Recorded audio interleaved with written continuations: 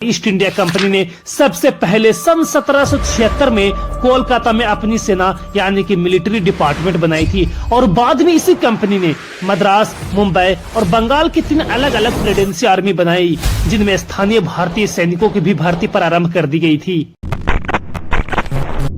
जब कभी भी हम भारतीय सेना की बात करते हैं तो हमारे मन में सबसे पहले देश की रक्षा और बहादुरी की एक तस्वीर उभरती है। लेकिन इस महान शक्ति की नींव कहां और कैसे रखी गई होगी? कई लोग तो सिर्फ यही बोलते हैं कि भारतीय सेना की शुरुआत ईस्ट इंडिया कंपनी के आने से हुई थी। ये सच है, लेकिन ये पूरा सच नहीं है। सच तो कुछ और ही है। आइए हम इसे शॉर्ट फॉर्म में समझते हैं। भारत में सेना का सबसे पहला उल्लेख हमें वेदों में रामायण और महाभारत जैसे ग्रंथों में मिलता है। महाभारत में अक्षौहिणी नाम की एक सैन्य इकाई का उल्लेख है, जिसमें पैदल सैनिक, घुड़सवार, हाथी और रथ वालों का निश्चित संगठन होता था। और अब मैं बात करने जा रहा हूँ आधुनिक भारतीय सेना के ऊपर।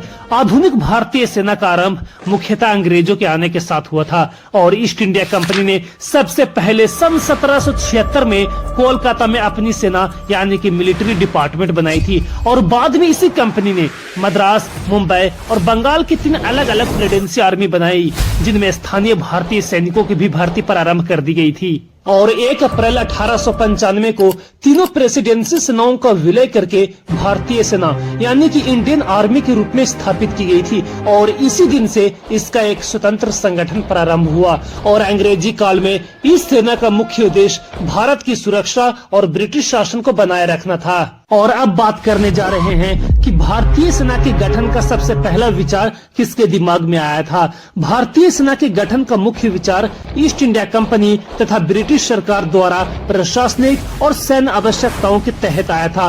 पहले इस विचार की प्रेरणा विदेशी आक्रमणों और भारतीय रियासतों की सुरक्षा से मिली थी। और स्वतंत्रता के बाद 15 जनवरी 1949 को भारतीय सेना के प्रथम भारतीय commander in chief field marshal KM Cariappa बने और तब से 15 जनवरी को हर वर्ष सेना दिवस मनाया जाता है। तो दोस्तों, आज के लिए बस इतना ही।